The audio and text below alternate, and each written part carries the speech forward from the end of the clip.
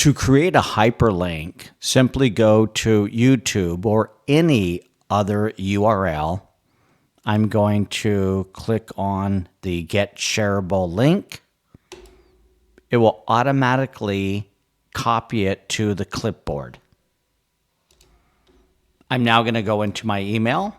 I'm going to use the autocorrect feature to go ahead and type in whatever acronym I want, and it will come up with the full verbiage that I previously put in.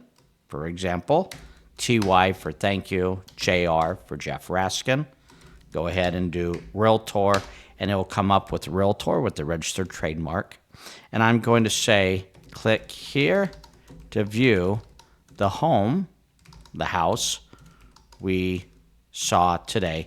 And when I do this, I can go ahead and hyperlink it by hovering over the words, right-clicking, link, and then Control or Command V as in Victor, which will paste it.